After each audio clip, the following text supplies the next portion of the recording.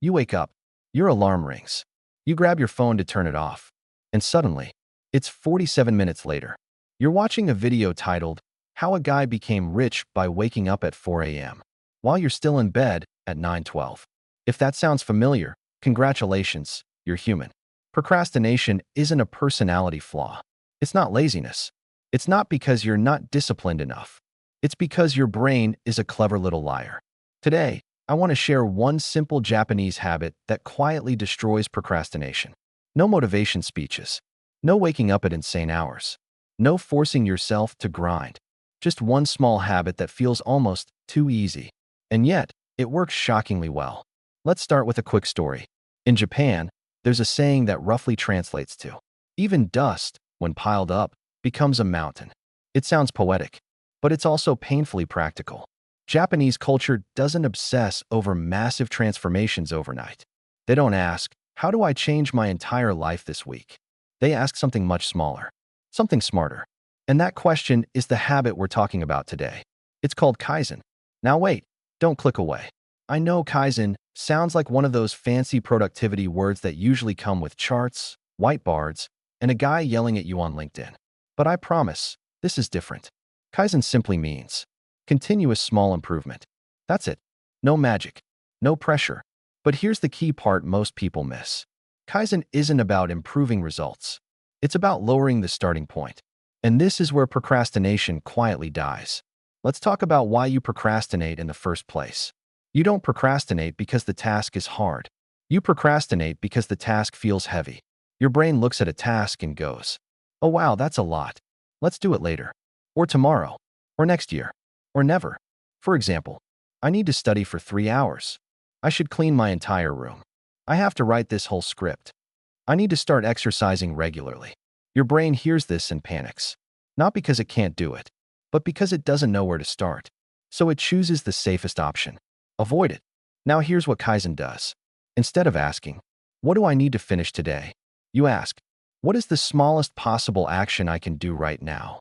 Not small in a motivational quote way. Small in a borderline ridiculous way. So small that your brain feels stupid saying no. Let me give you an example. Imagine you want to start reading. Most people say, I'll read 30 minutes every day. That sounds reasonable, until it's actually time to read. Then suddenly you're tired. Your phone is interesting. The lighting feels wrong. Your brain wants snacks. Kaizen says, read one page. One single page. Not a chapter. Not 10 pages. One page. Your brain hears that and goes, oh, that's it. Fine. No resistance. No drama. And here's the funny part. Once you read one page, you usually read more. But even if you don't, you still win. Because the habit was completed. This is the core of the Japanese habit that kills procrastination. Lower the action so much that starting feels easier than avoiding. Let's look at another example. You want to exercise. Your brain imagines sweating, pain, time, changing clothes, showering afterward. Too much. So you don't start. Kaizen says, put on your workout shoes. That's the task. Not the workout. Not the push-ups. Just the shoes. And again, something magical happens. Once the shoes are on, doing nothing feels weird. So you move a little, then a bit more, and suddenly you're exercising. But even if you stop there, you still did the habit. And that's the secret sauce.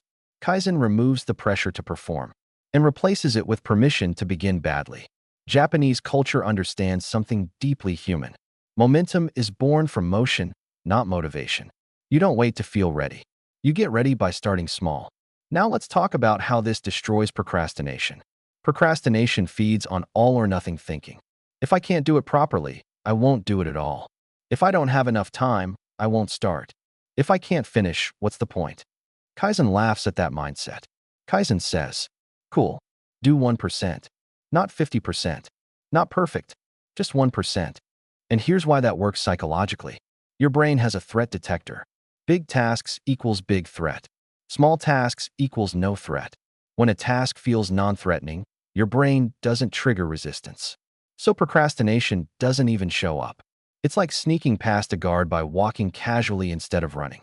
Let's use a very real example. You need to write an essay. Your brain thinks. Introduction, research, structure, editing, deadline, overwhelming.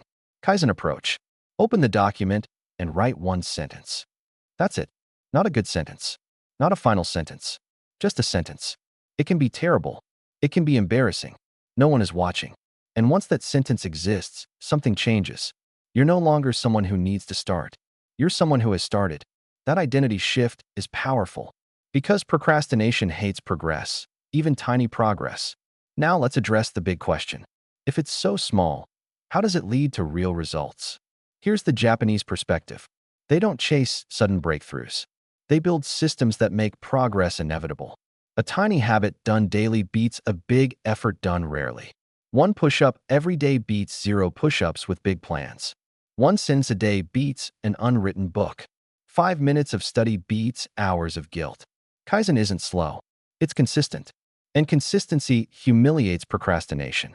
Because procrastination relies on delay. Kaizen removes delay by removing fear. Let me add a bit of humor here. Think of procrastination like a lazy roommate. If you announce loudly, "Tomorrow I will clean the entire house," that roommate goes, "Yikes, let's watch YouTube instead." But if you say, "I'll just pick up one sock," the roommate doesn't even wake up. And before you know it, the room looks better. Now, here's how you apply this habit in daily life. Pick one area where you procrastinate the most. Studying, working, fitness, cleaning, learning a skill. Now ask yourself, what is the smallest action that still counts? Not what looks impressive, not what sounds productive, what feels almost too easy. Examples. Studying, read one paragraph. Writing, write one sentence. Exercise, stretch for 30 seconds. Cleaning, clear one surface. Meditation, take 3 slow breaths. Learning, watch 1 minute of a lesson. Then, and this is important, stop negotiating with yourself. You don't ask, "Do I feel like it?" You simply do the tiny action. Because motivation is unreliable. Systems are not. Over time, something interesting happens. Your brain starts associating the task with ease instead of pain. And procrastination slowly loses its grip.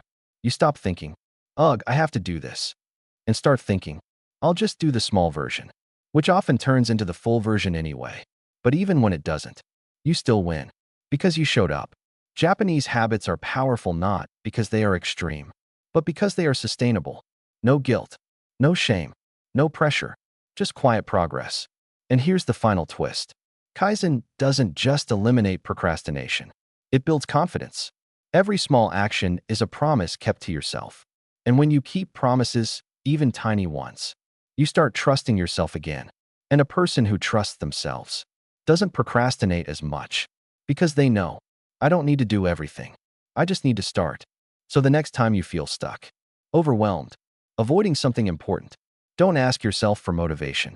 Ask yourself for one small action. Make it so easy that it feels silly, and then do it. That's the Japanese habit that quietly eliminates procrastination. Not by force, not by pressure, but by outsmarting your brain, one tiny step at a time. And honestly, your future self will thank you.